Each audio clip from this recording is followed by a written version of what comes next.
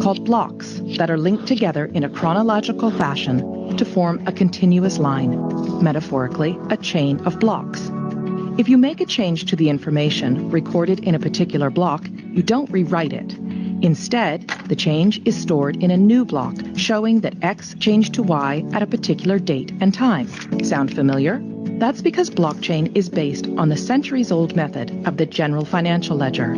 It's a non-destructive way to track data changes over time. Here's one example. Let's say there was a dispute between Anne and her brother Steve over who owns a piece of land that's been in the family for years. Because blockchain technology uses the ledger method, there is an entry in the ledger showing that Adam first owned the property in 1900. When Adam sold the property to Dave in 1930, a new entry was made in the ledger, and so on. Every change of ownership of this property is represented by a new entry in the ledger, right up until Anne bought it from their father in 2007. Anne is the current owner, and we can see that history in the ledger. Now, here's where things get really interesting. Unlike the age-old ledger method, originally a book, then a database file stored on a single system, blockchain was designed to be decentralized and distributed across a large network of computers. This decentralizing of information reduces the ability for data tampering and brings us to the second factor that makes blockchain unique. It creates trust in the data. Before a block can be added to the chain, a few things have to happen. First, a cryptographic puzzle must be solved, thus creating the block. The computer that solves the puzzle shares the solution to all of the other computers on the network. This is called proof of work. The network will then verify this proof of work, and if correct, the block will be added to the chain. The combination of these complex math puzzles and verification by many computers ensures that we can trust each and every block on the chain. Because the network does the trust building for us, we now have the opportunity to interact directly with our data in real time. And that brings us to the third reason blockchain technology is such a game changer. No more intermediaries. Currently, when doing business with one another, we don't show the other person our financial or business records. Instead, we rely on trusted intermediaries, such as a bank or lawyer, to view our records and keep that information confidential. These intermediaries build trust between the parties and are able to verify, for example, that, yes, Anne is the rightful owner of this land. This approach limits exposure and risk, but also adds another step to the exchange, which means more time and money spent. If Anne's land title information was stored in a blockchain, she could cut out the middleman, her lawyer, who would ordinarily confirm her information with Steve. As we now know, all blocks added to the chain have been verified to be true and can't be tampered with, so Anne can simply show Steve her land title information secured on the blockchain. Anne would save considerable time and money by cutting out the middleman. This type of trusted peer-to-peer interaction with our data can revolutionize the way we access, verify, and transact with one another. And because blockchain is a type of technology and not a single network, it can be implemented in many different ways. Some blockchains can be completely public and open to everyone to view and access. Others can be closed to a select group of authorized users, such as your company, a group of banks, or government agencies. And there are hybrid public-private blockchains too. In some, those with private access can see all the data, while the public can see only selections. In others, everyone can see all the data, but only some people have access to add new data. A government, for example, could use a hybrid system to record the boundaries of Anne's property and the fact that she owns it while keeping her personal information private. Or it could allow everyone to view property records, but reserve to itself the exclusive right to update them. It is the combination of all these factors, decentralizing of the data, building trust in the data, and allowing us to interact directly with one another and the data that gives blockchain technology the potential to underpin many of the ways we interact with one another.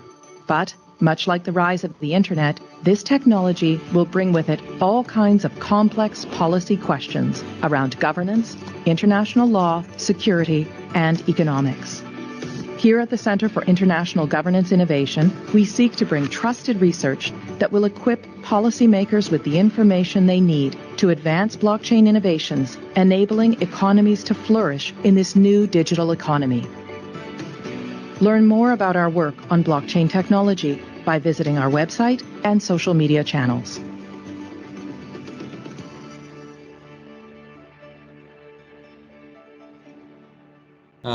Dear all, I welcome to the session 11, Blockchain 4.0. So on behalf of the management, director, principal, HOD, coordinator and team of ATAL AICTE sponsored online FDP on blockchain, we welcome Dr. Santosh Kumar.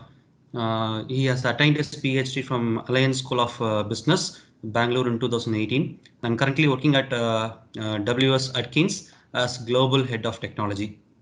And he is having 18 years of industrial experience in various domain and technology. He is expertise in various technologies such as blockchain, AR, VR, machine learning, IIoT, agile development, bimodal architecture, lab on cloud, and DevOps. And he is a member of IET and Institute of Asset Management, IAM, and he holds a patent on dynamic advertisement queue management system and federated network connectivity manager, and been a speaker in ITU World Telco Innovation and NAB Cloud in Media Industry and Zeno Nurturing Innovation Enterprise. So we once again welcome you, sir. Over to Dr. Santosh Kumar, sir. Sure. So I'll stop my sharing. You can continue your. Sure. Thank you for the introduction, and sorry for the delay. I think we ran into a few technical challenges. Today's topic is blockchain 4.0. So I want to make this session more interactive. So if you have any questions, please feel free to interrupt me, and we can take it forward, right?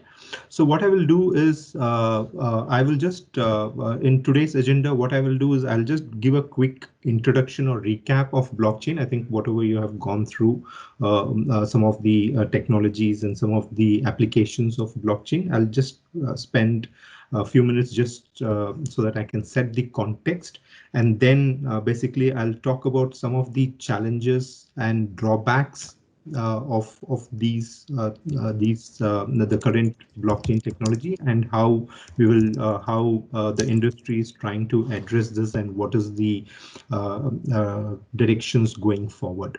Okay. So I'm sure all of you must have heard and learned about blockchain in the last 3 days. So can someone help me understand what not what is written there, but just tell me in a very layman's term what blockchain is?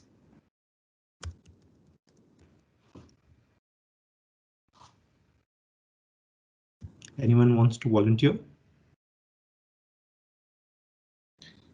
Dear participants, you can unmute yourself or you can chat. You can type your answers in the chat box.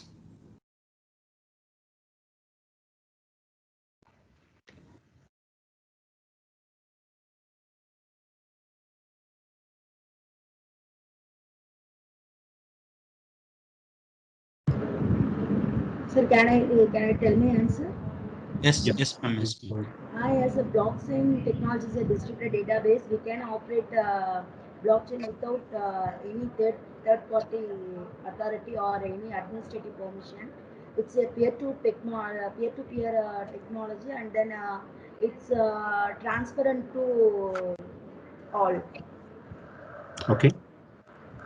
So I think I think that's a good summary. If I have to highlight, basically it is a decentralized entity or technology that enables multiple elements or unknown entities to interact with each other, and that's what the blockchain is all about. It is basically decentralization and establishing trust between unknown entities. right? So, and of course, the immutable storage is basically part of establishing trust so that you can get the historical records. You can trace back what is there, must trace back the historical transactions, right? Just wanted to let you know if you can see my screen. Yes, sir. Okay, sure.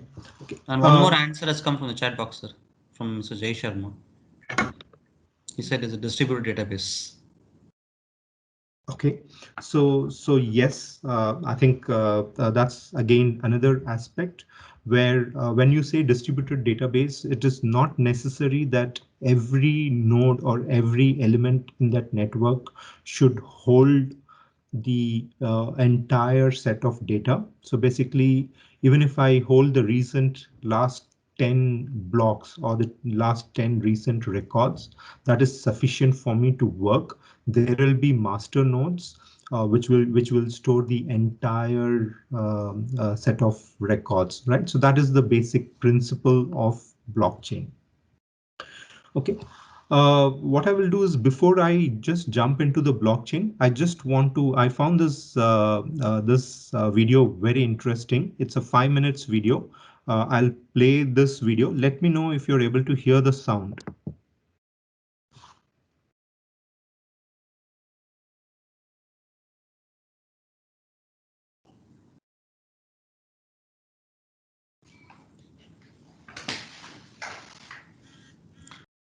Sir, you have to share your screen. We are not seeing the video. I have shared my entire screen. Not yet, sir. You are not shared your screen yet. We are able to see your video only, your face only. Okay.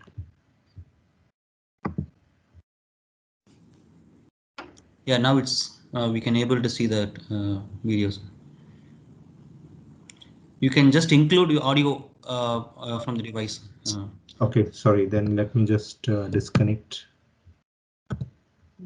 Sorry, just give me 1 minute. You have to switch on that include computer sound. Yeah.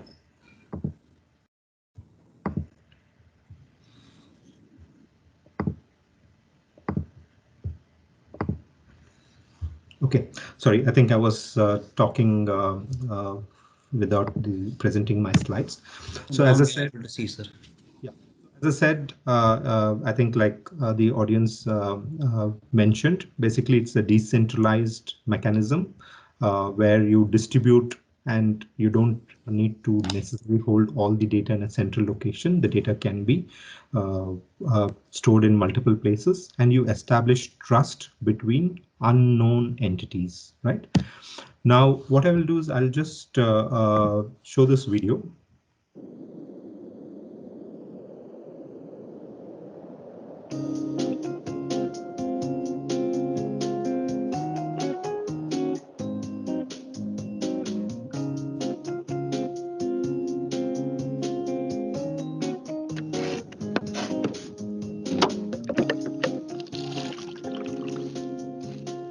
Perfect.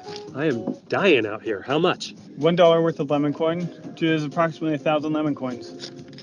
Whoa. Get that centralized currency out of my face. This is 2018. I only accept cryptocurrency here, preferably lemon coin.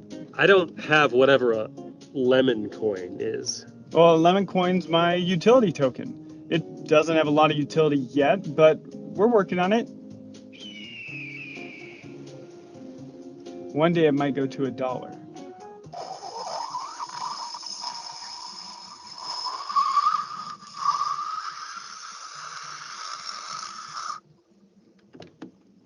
Cool. I don't have lemon coin. Fine. I'll also take Bitcoin or Doge. I'm sorry, buddy. I'll come back for you someday. What? You need like 200 of those. How much is one Doge even worth? One Doge always equals one Doge. Okay, fine. How do I get lemon coin? Why is this so difficult? I can sense your frustration. Think about it. It's the future of business. A trustless system without third parties. So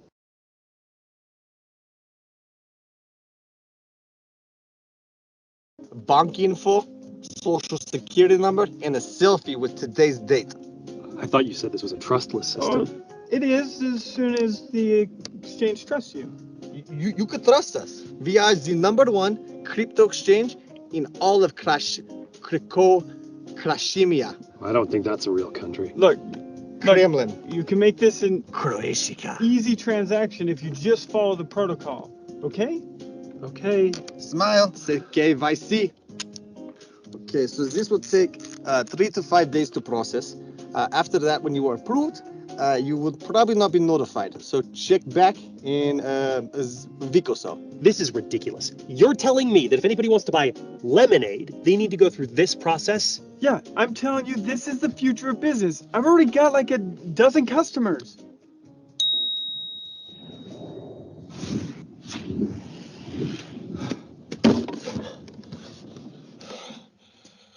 Lemonade. Please. Congratulations. Your account is verified, funds deposited. You have a private key. The key number is 0x225D998569. That's my favorite number. C47D192999A. Now, if you forget this private code, do not worry, you have a mnemonic phrase. The mnemonic phrase is magna, volatile, mice, juggle, sweary, ubiquitous, nudist. Be lost forever. Okay, thank you. Bye. What? Mice? Nudists? What? Juggle? Did he just say that my funds can be lost forever? Yeah, it happens to the best of us. It can be a little overwhelming at first. Okay, I mean, whatever, I'm thirsty. No, whoa, you can't just hand me lemon coin. You need MetaMask for that.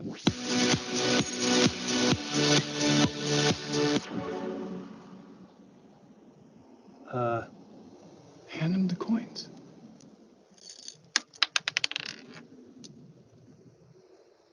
You're forgetting something. Please give me lemonade in exchange for lemon coins. You need gas. I need gas for lemonade? Do you even crypto, bro?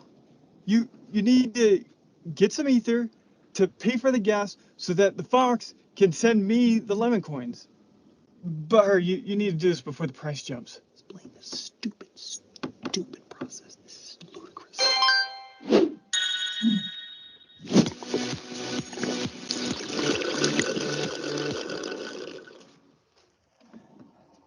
Can I just have my lemonade now? Right. Okay. You see, no one's made it this far yet. But What about your dozens of customers? Oh, okay. Maybe they were more like airdrop recipients, but just bear with me. We'll get this figured out. You put the lemonade in a fresh, clean cup. Okay, we can do it your way, no problem. Like, customer's always right. But hold on, give me 1 second. I just need to get a consensus on this transaction. It'll be real quick. Hold on. Bring that down.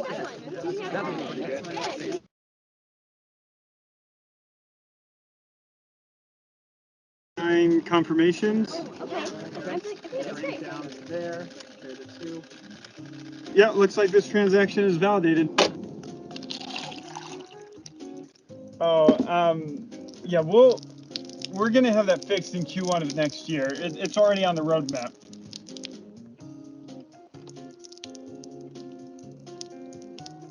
That is actually the best lemonade I have ever had. One for the road? Will it take days this time? Oh no, now that you've gone through the whole process, it's so much faster. And that's basically how dApps worked in 2018. That seems so difficult. I know. Huh. But lemonade actually sounds really good right now. You want one? Yeah. Oh.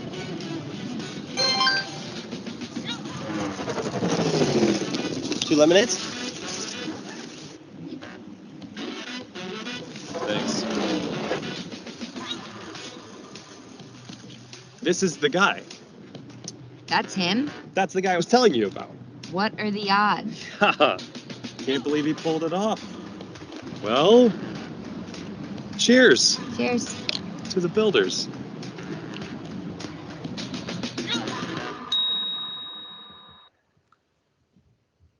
So just couple of questions based on this video, right? So what was the frustrations or what was the drawbacks this video had highlighted?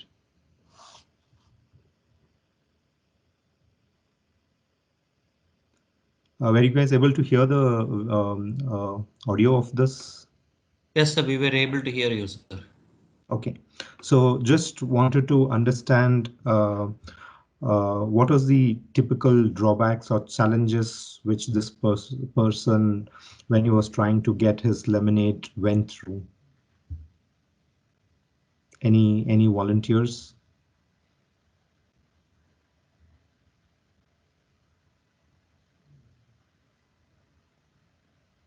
Dear participants, you can unmute yourself or you can type your answers in the chat box.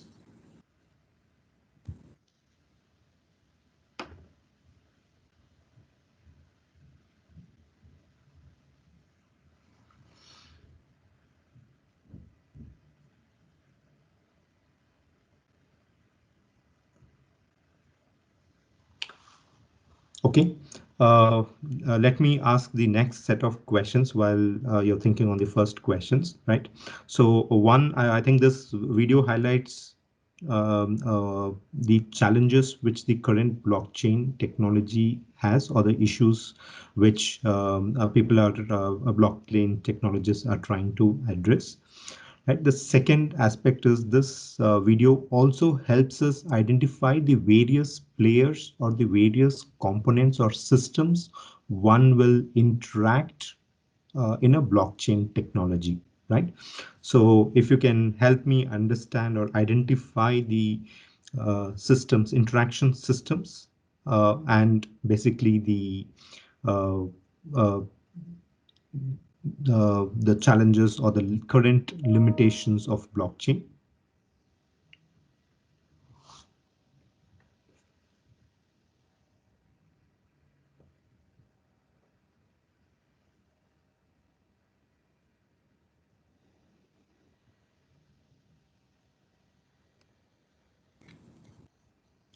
Okay, I'm assuming silences people are not able to identify.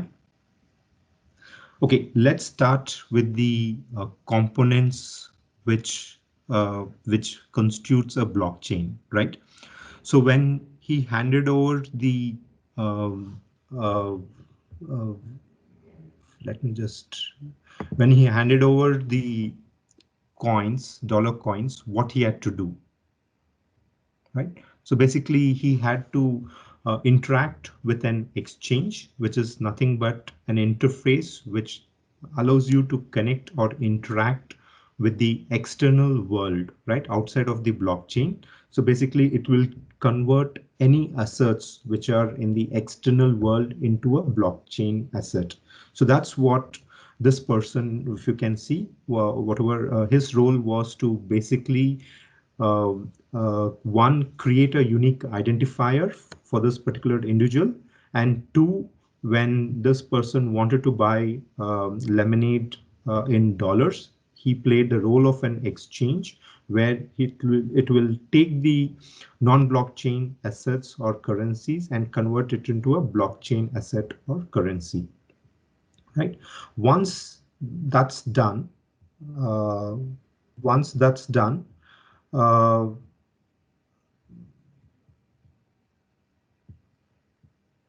so what is the role of the fox? So can anyone tell me what is the role of a fox?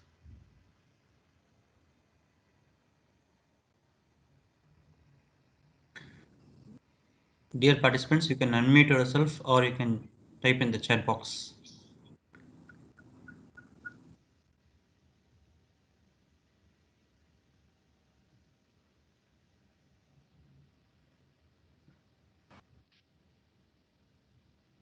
Okay, so the fox here played the role of an transaction initiation, right? So basically, when the person said, "I need a lemonade in exchange of this bitcoins," right? So basically, that's the first interface for the end user or the user of the blockchain. So basically the Fox acted as a transaction initiator, and then it initiated the transaction, it validated the transaction, where basically when it got the gas, the equivalent of when it got the gas from the exchange. So basically it authenticated the user, it validated the transactions, and then it broadcasted the transactions, and it sent the coins to the person, destination person, right?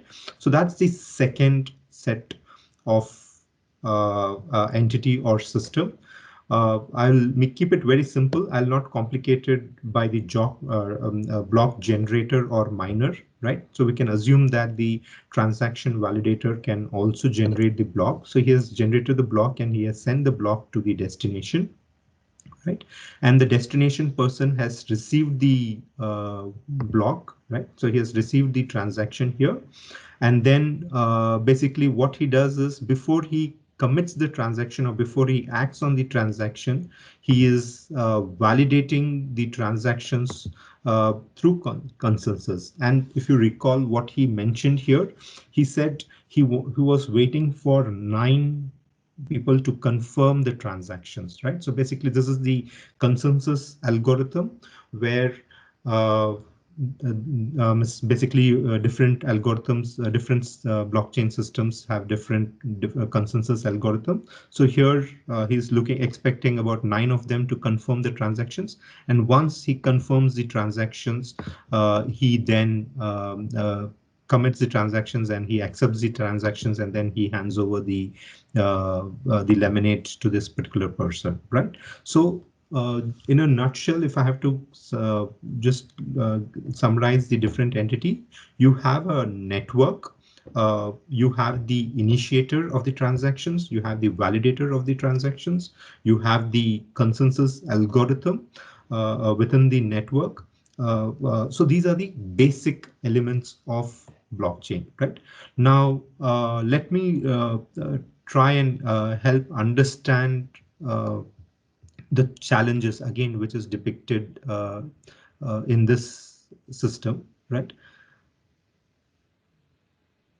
So here, if you look at it, he talked about different coins, right? So this person was interacting with Lemonade coin, and then there was a discussion around Dogecoin, right? So basically the current challenges, one of the biggest challenges with blockchain is there are so many variants of blockchain technology use coins, if I just put it in coin terms right now to make it simple.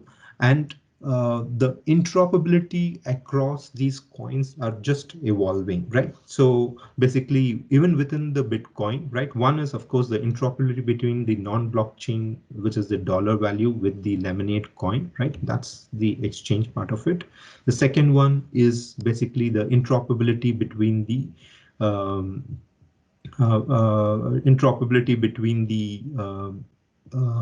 coins, right?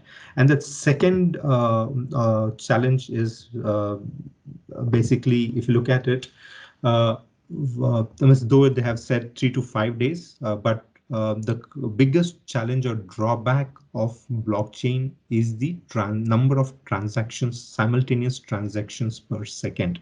Because of the cryptocurrency or the security aspects of it, there is a latency, there is a delay. So in today's real-time world, if you talk about your smart card, your debit card payments, or your credit card payments, I think those handle millions of transactions per second, whereas in Bitcoins or on the older version of the blockchain technology, it was 7 transactions per second. And I think in some of the recent ones, there are about 20,000 transactions per second, right? That's the other challenge, or the second challenge. And then the next challenge is basically, if you look at it, look at the consensus algorithm, right? So here, what anyone who has control on the network, right? Since it is a trustless entities, right?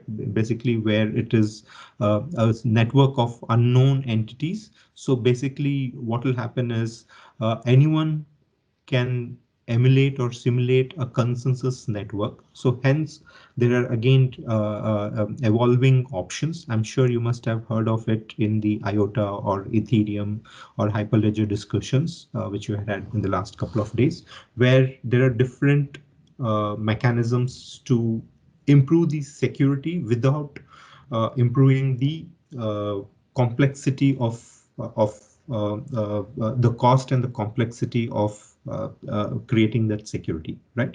So right now, if you look at in the blockchain algorithms, the different elements or components in the blockchain are incentivized using what they call tokens or rewards, right? So for anyone to participate in a network, they will get rewards. So that is a cost of the transaction or cost of the entire blockchain. And the entire different various blockchain systems are trying to ensure that the uniformity, there is uniformity and fairness in sharing this reward or the incentives of the cost of the transactions, right? So any questions before I go on to the next slide?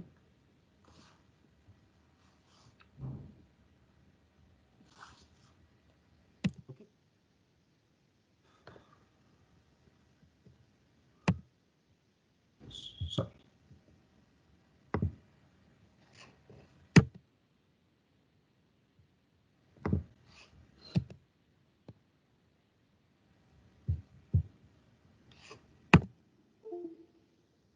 Just 1 minute. I think my presentation is.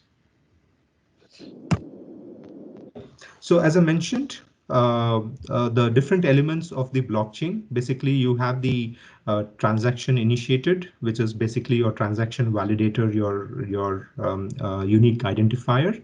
Then basically it broadcasts to the network, and the miners create the block or put the transactions into a block, and then commit the transactions into the network. Once the network commits the transactions through consensus algorithm, then the transaction gets completed, right?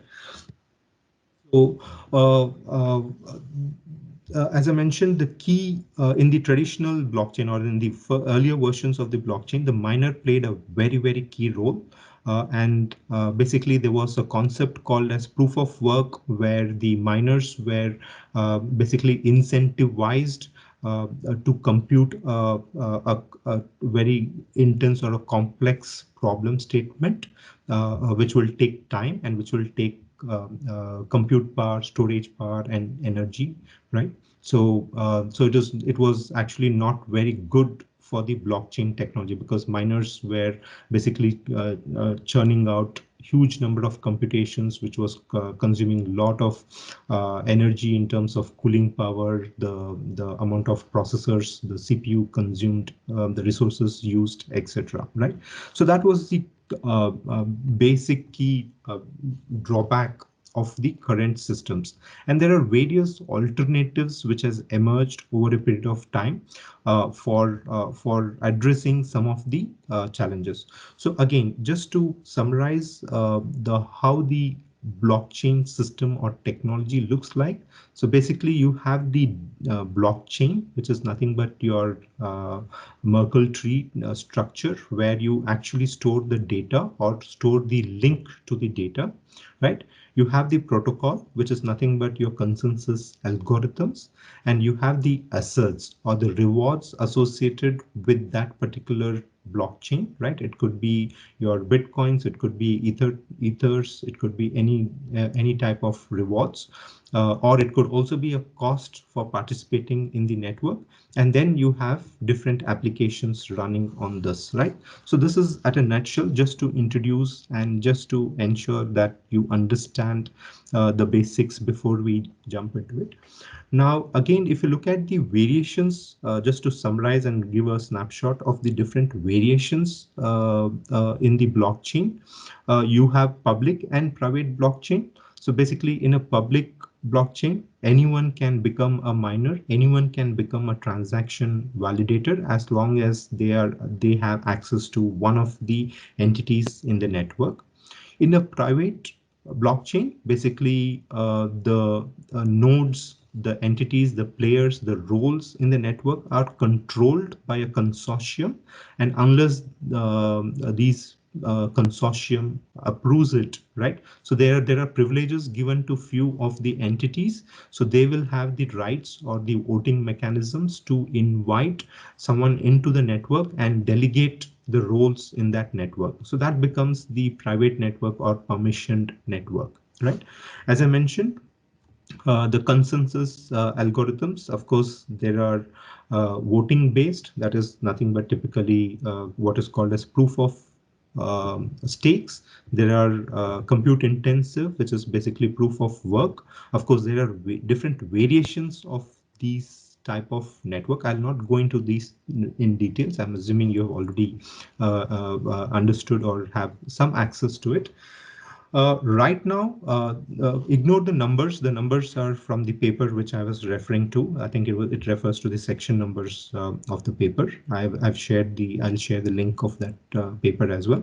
So if you look at right now, the biggest challenge or focus areas for the researchers in the blockchain area has been predominantly the interoperability. As I mentioned, right, even in the video, he was not able to transact between Dogecoin and the Lemonade coin, right? Now, as the applications of the blockchain increased tremendously, it was becoming very difficult, because if you take any representative, any elements in the world, right, it always has relations, right? I think graph data is becoming very key in the digitizations of the entities in the world.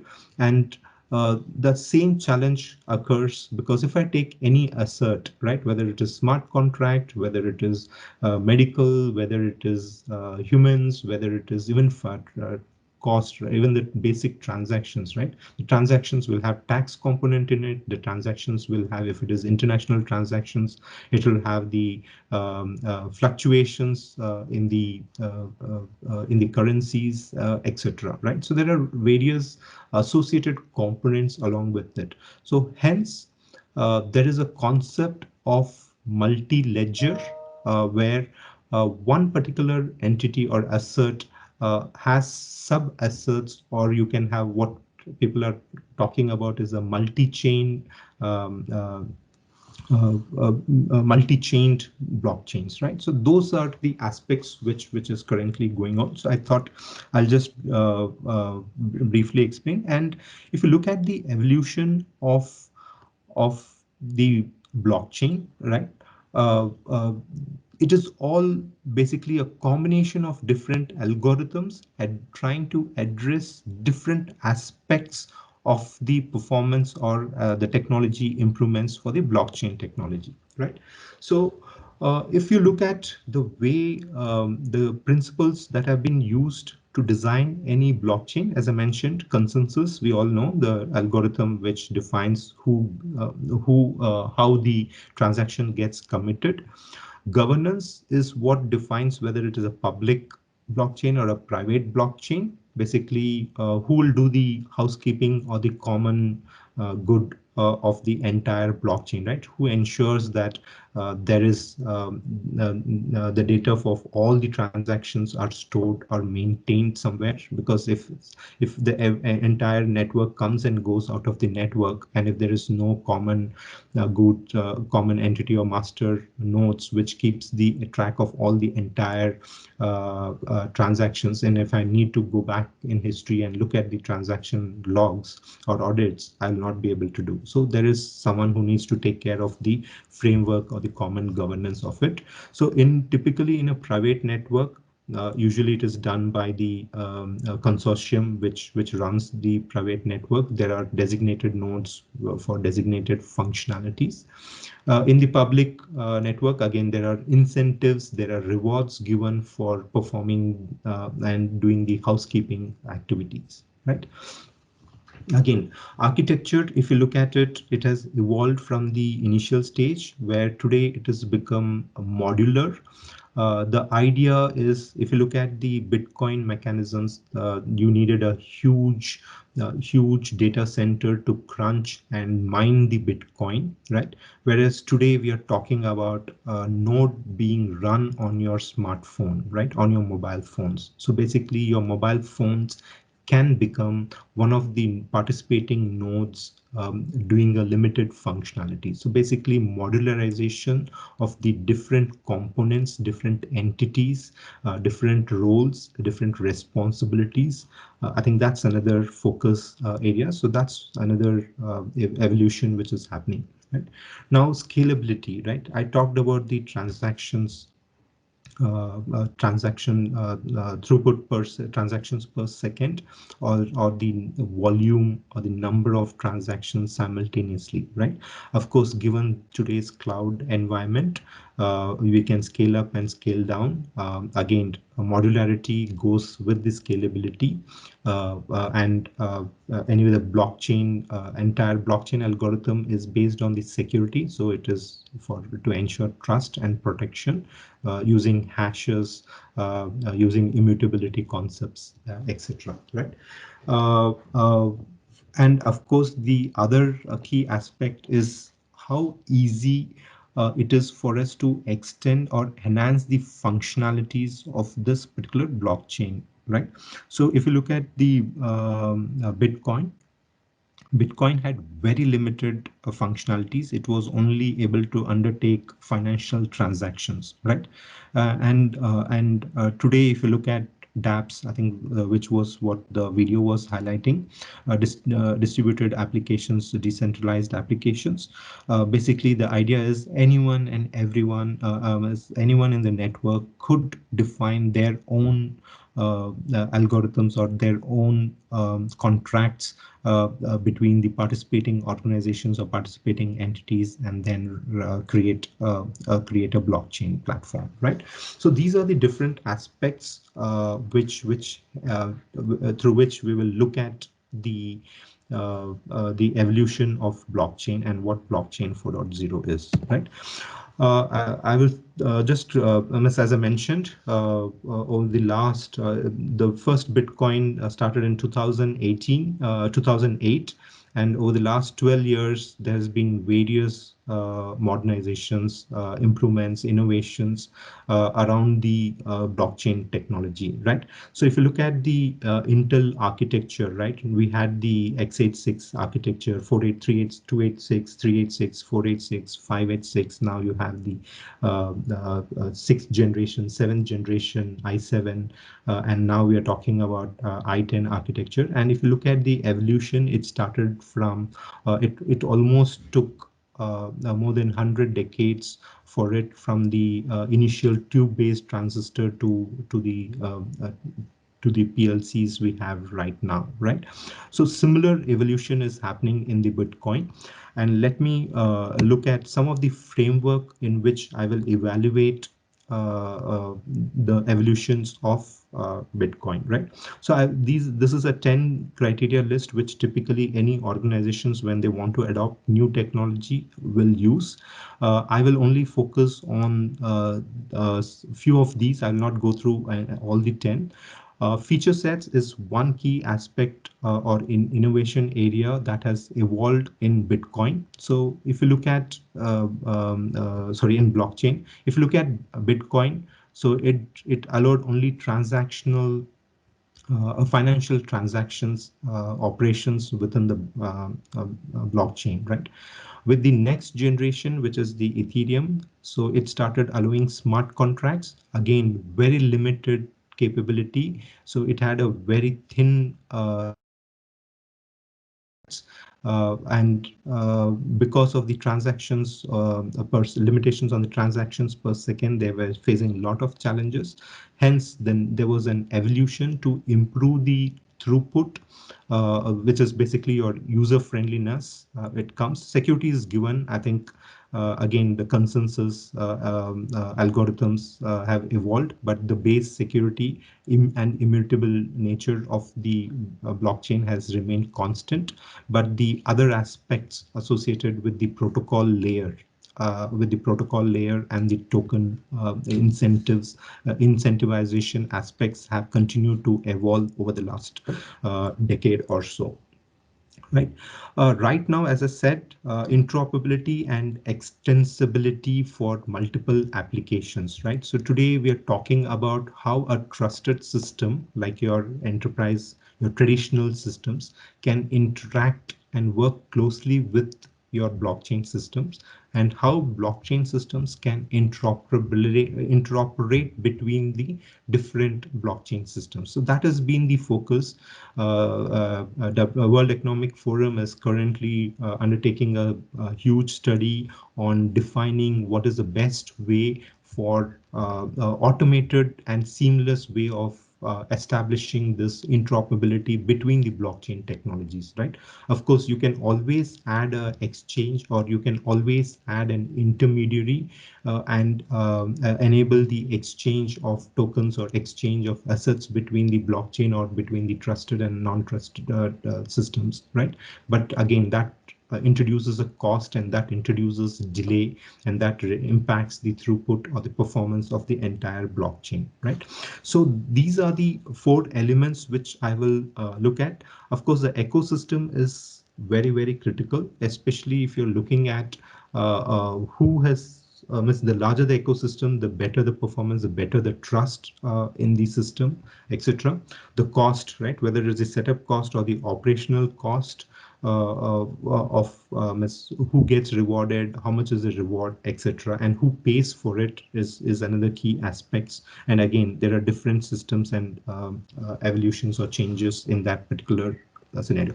So using these framework, what I will do is I will look at the evolution of the blockchains or the bitcoins, right? So just a quick question for people, right? So I'll just wait for a second before. So if you can either type it on the chat window, that would be really helpful. So what do you think is the key jump from Bitcoin to Ethereum? Change in one of those 4, it's one of the 10 parameters which I mentioned, which I showed earlier. So what is a big jump or shift which happened when the blockchain technology evolved from being used in the Bitcoin to an Ethereum platform? Okay. And similarly, if someone can help me understand or answer the change in shift in technology from Ethereum to EOS, and right now the last seal is basically an emerging platform. It just started, it just went beta in 2019, and it is still in beta. We are looking at evolution, or rather, we are looking at addressing some of the challenges from what we saw from Bitcoin's, Ethereum, or EOS. So any volunteers you can pick any one of these blockchain technologies and help me understand, or if you can answer, what is the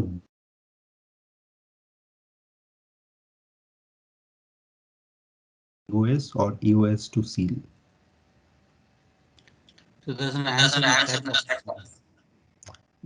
I'm not able to see the chat box. So Jay Sharma's answer is open source, sir. Okay, which is open source? Jay Sharma, if you can just unmute yourself, if you don't mind.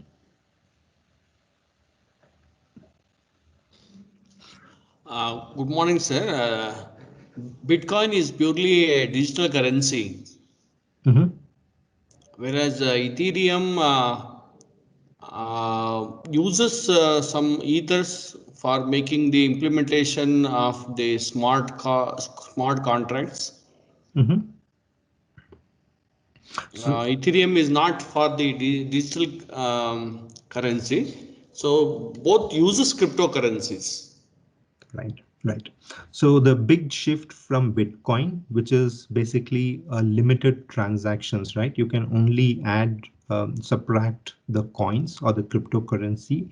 You can do basically you can debit or credit the Bitcoin. So that was the basic financial transactions which was supported in Bitcoin. Whereas in Ethereum, it expanded and it allowed the users or the applications of the Ethereum blockchain technology to define what type of transactions can be executed between each of them, right? So it gave the flexibility, it enhanced or extended the functionality by providing the flexibility of the usage of the coins, or rather extended the coins to be used for any assets. So I could look at basically water utility connections, right? So basically the consumption of water units as my unit of transactions, right?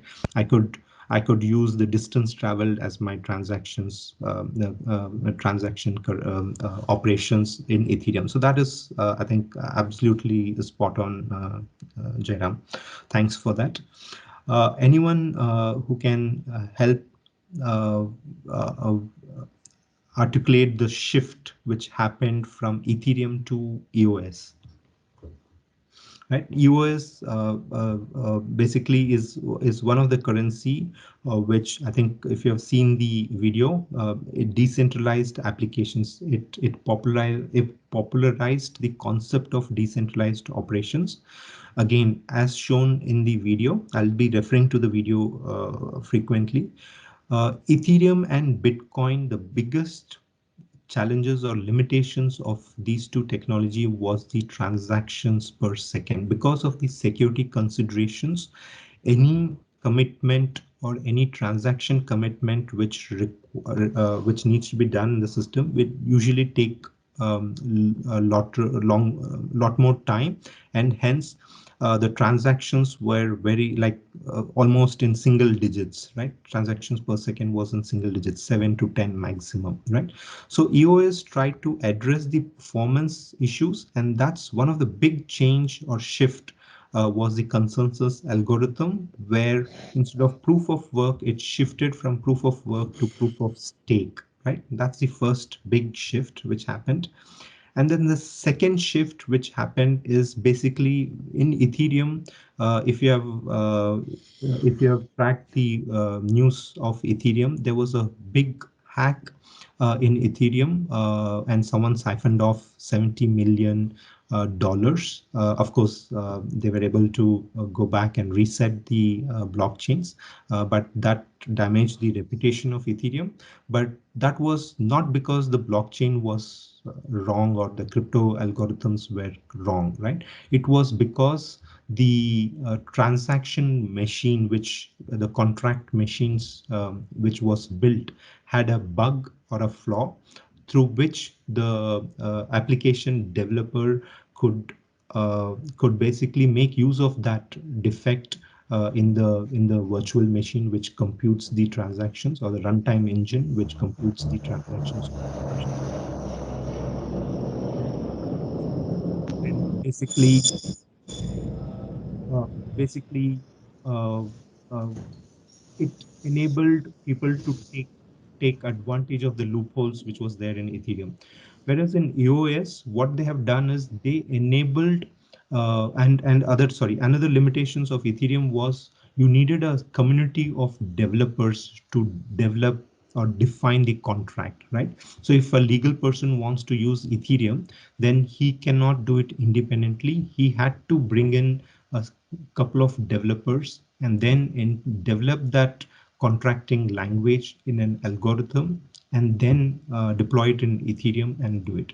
Now, what EOS has tried to do is basically provide some tools and mechanism frameworks so that the developer's job becomes much easier, right? So Ethereum didn't have an IDE or integrated development environment.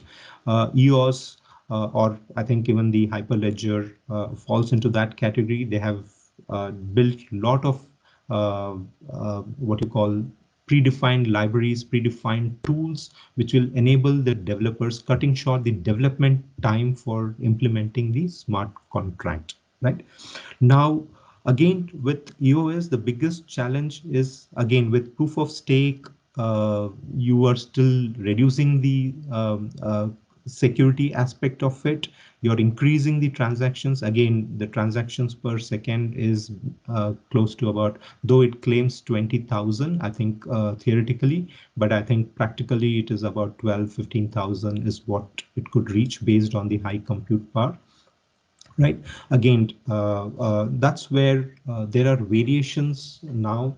I think you must have heard of IOTA, which is basically a machine enabled Internet of Things or Internet of Everything enabled blockchain technology focused around proof of concept, which improves the transactions. Because if machines have to generate their faults or has to generate their failures, right, they will be generating logs, millions and millions of transactions or logs in a given day, right? And there will be millions of machines in any factory. If you're talking about a manufacturing unit, right, they have to generate and the blockchain needs to ensure that they commit all of these transactions so that it is available for the audit trail purpose, right? If you want to debug and if you want to find out which machine or which sensor is reporting a false alarm or which sensor needs critical attentions, etc., you need to trace that back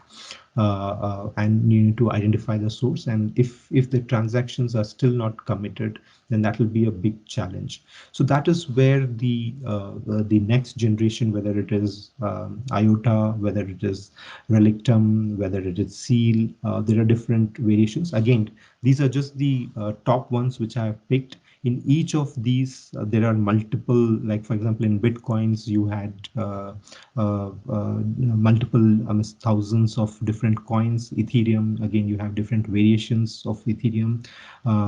EOS, you have Hyperledger, you have Cordovas, etc. And then you have, again, in Seal, you have Relic, and you have other aspects. As I mentioned, so that's how I have classified based on the complexities. So just to summarize what we just said, in blockchain 1.0, which is nothing but most prominently known as Bitcoins, basically using the hash for encryptions and identity that has stayed constant across all the evolutions of blockchain 1.0, blockchain 2.0 or 3.0. In blockchain 4.0, they are trying to play around with the crypto algorithms to see if they can use meta hash, if they can use any other various other encryption mechanisms. But I think the SHA 256 have continued to be a constant across these evolutions, right? I think the focus of Bitcoin was, as our colleagues mentioned earlier, it is basically to ensure that decentralization and establishing trust. So they have kept it very, very simple. They have kept it so that the adoption of this technology, the use of ease of use of this technology is simple, right? Again, the focus was on security. So the focus was on the proof of work. They spent more time, they made it as complex as possible so that the genuine transactions are the ones which gets committed to the entire network. And that led to reduction in TPS. As I mentioned, there are only 7 carbon emissions because there was huge amount of resource requirement. As I said, the algorithms were fixed, like I could only do financial transactions, like credit and debit operations only. So that's where the Ethereum evolved. Basically, you could develop simple applications with predefined conditions, which in turn evolved as dApps. It tried to extend the functionalities. Just rather than focusing on the financial transactions, it said, can I just add little more and bring in the smart contract and enable the blockchain utilizations outside of the financial domain. And that's where you are looking at educations, you have medical, you have supply chain, logistics is a big use case of Ethereum, user of Ethereum, including back in our home here in Karnataka, some of the land registrations, proof of concept was done on Ethereum. Again, the biggest challenge with Ethereum, again, they didn't address the scalability part of it.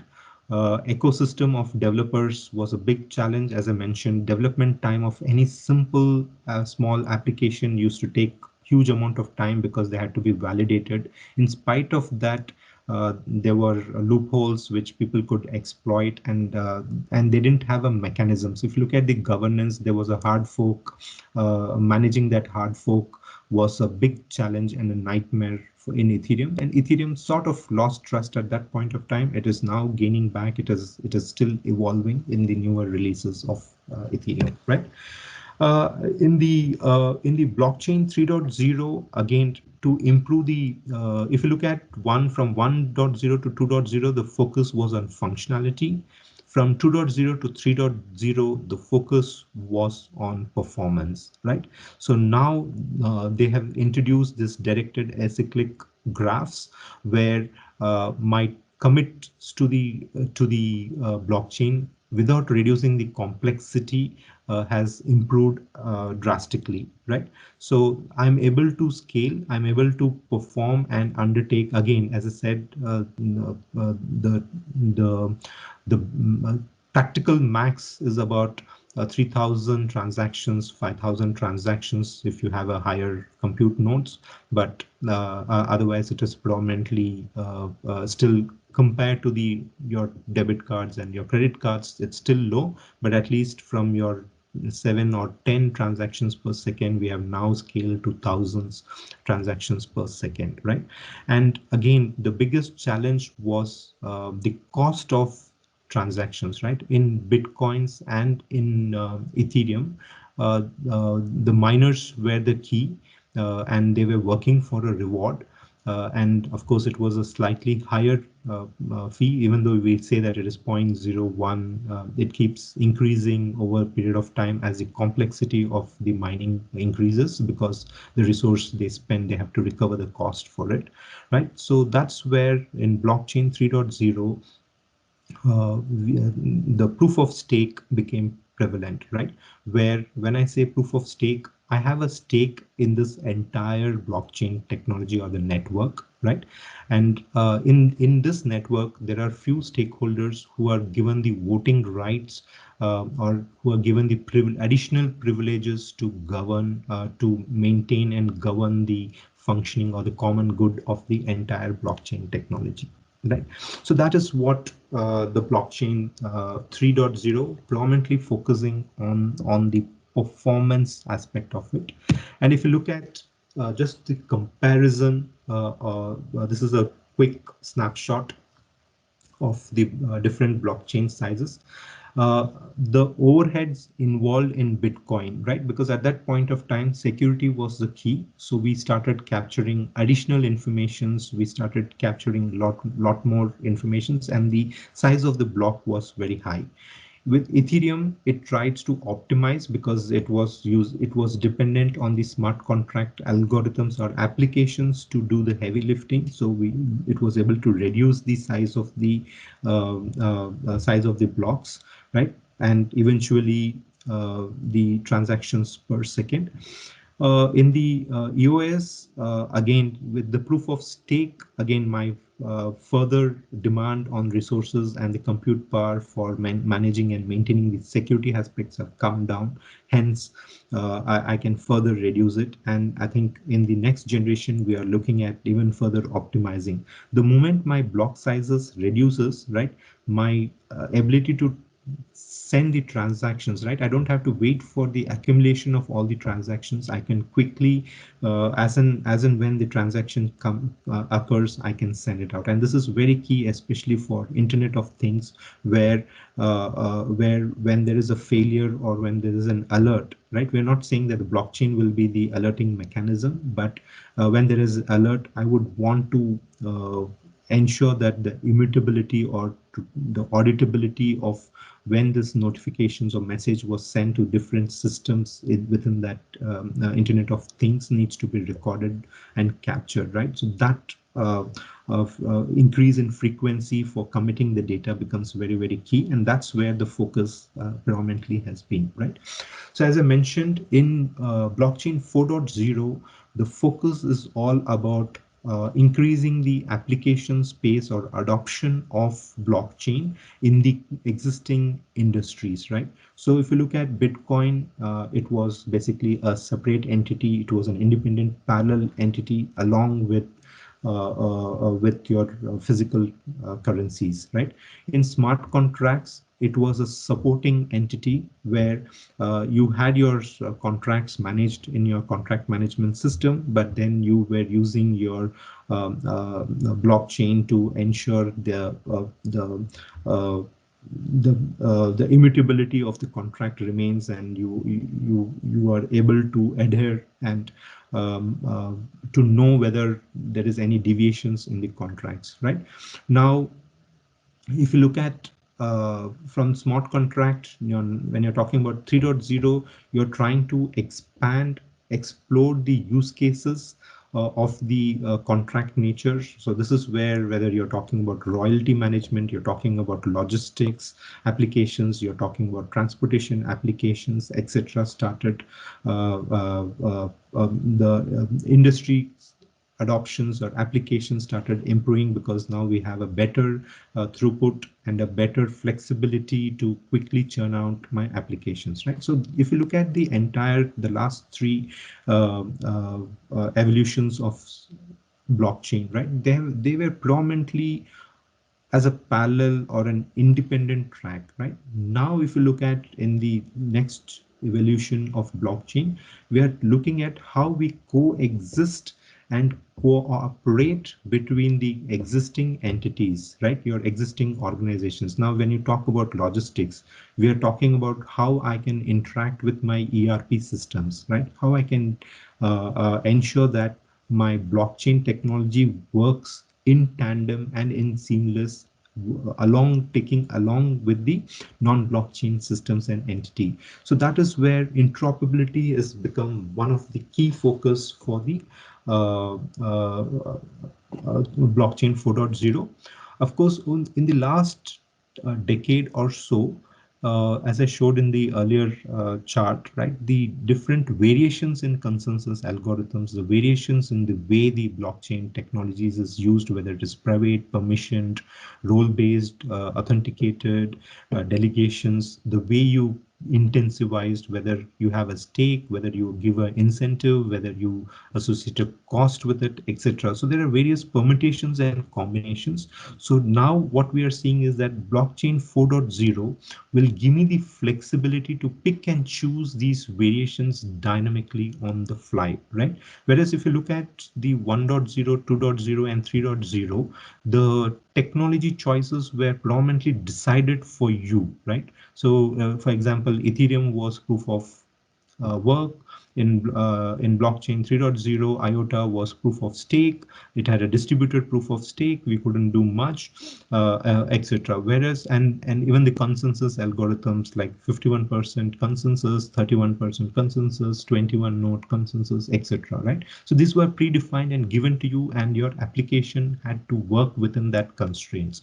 In blockchain 4.0, what we are expecting and anticipating, and that's where if you look at some of the products which are already in the working towards that, is basically to give the applications where within a blockchain I could have a sub blockchains, right? What we call as blockchains of blockchains, right? A single chain to control all the sub chains sort of concept, right? So that's where we are evolving, and that's where the 4.0 is going towards. Like I said, heterogeneous networks, right? So basically I can interact with different types of blockchains with different trust algorithms or different consensus algorithms. Sorry, the trust has to be the same because we will be still using the SHA 256. But the consensus algorithms, I could go with 21 nodes. I can mix that with 51% or 31% consensus algorithms, etc. Right? So again, the prediction is that by using these different combinations, I can play around, and if required, if an application requires a huge throughput, millions of transactions per second, I can achieve that.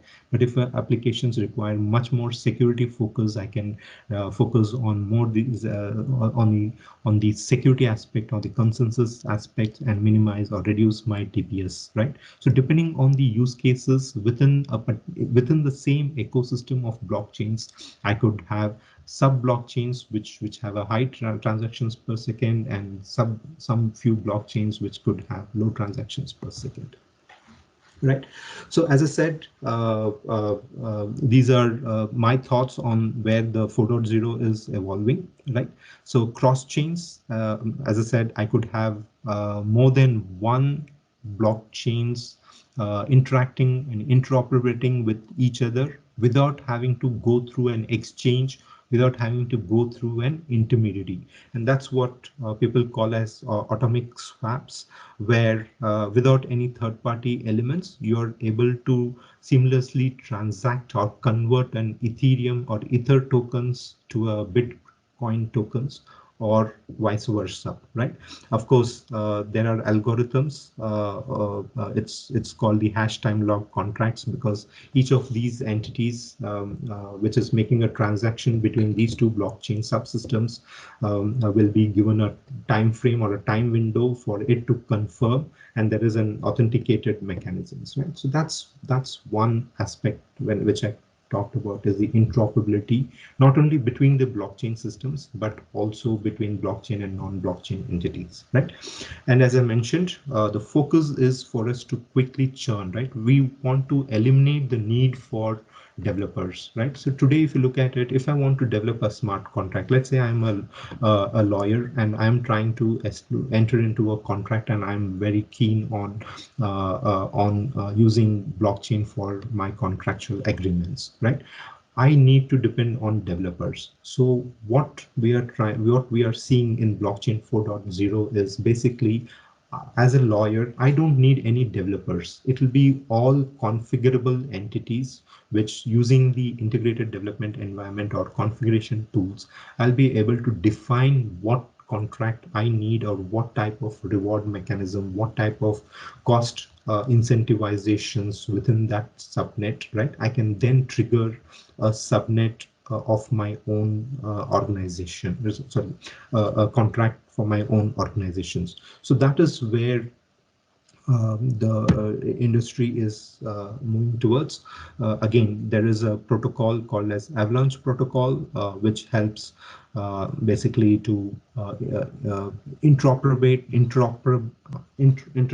between the different subnodes. I think there is a concept of light nodes which is getting evolved. And if you look at earlier, as I mentioned, the modularity of blockchain technology is playing a big role in establishing or in adoption of this Avalanche protocol. And as I mentioned earlier, one of the goal is to ensure that your mobile phones can become one of the participating nodes in your blockchain, right? So that is where they're looking at division of work, role specific nodes, etc., which would help and ensure that you can work across multiple blockchains, right?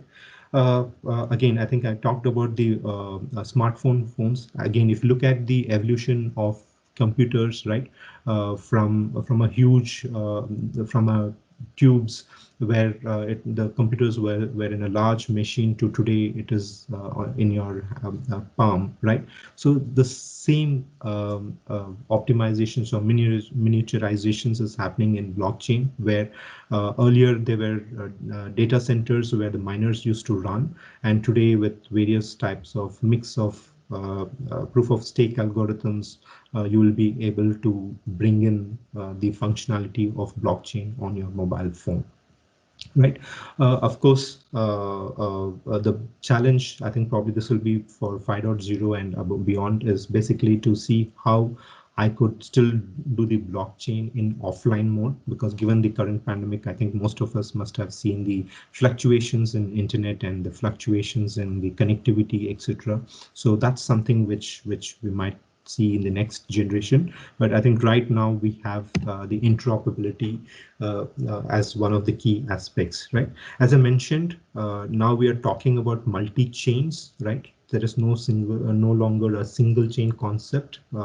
They're talking about subordinate chains or sub chains. So you still have the main chain, which will be the master chain, a chain of chain, and then you will have different for a chain for timekeeping, a chain for storage of the actual content, a chain for status updates or status change. So if there is no change in the main content, you don't have to change the main chain, but you can change the sub chains associated with it. Right. So as I mentioned, I think I'll not go through each of this. With the given technology adoptions, like you have your remote RPCs, remote procedure calls, you have your REST APIs, etc. It has made the interoperability aspects much more better and easier for working with both the traditional systems, whether your ERP, SAP systems, or with your blockchain systems, right? So the technology advancement has helped us. So as I said, in a nutshell, if I have to see what will happen in the next 3 to 4 years, basically non-fungible tokens will be a focus. So that you can use the tokens for your incentives or for managing your cost associated with it. Secure tokens is another concept where you don't need to wait, or you don't need to have your identity algorithms. You could just generate a temporary security tokens just to do that handshake for for interoperability between your non-blockchain and a blockchain entities, etc. Tokenized assets anyway has been very popular in the Ethereum days, but you will see a lot more what you call the granular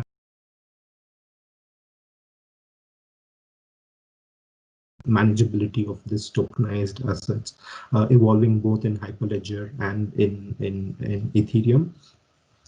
I think with the Society 5.0, I think self-sovereign identity is becoming much more prevalent, and I think there's been a lot of research going on around this self-sovereign identity.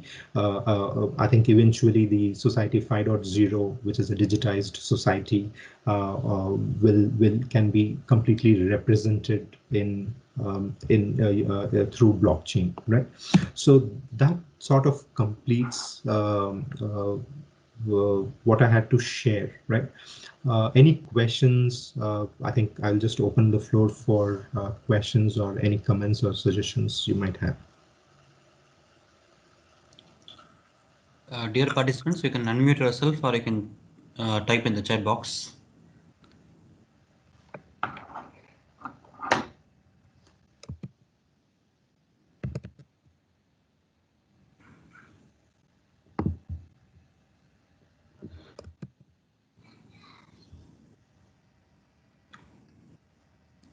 Dear participants, you can unmute yourself or you can type in the chat box.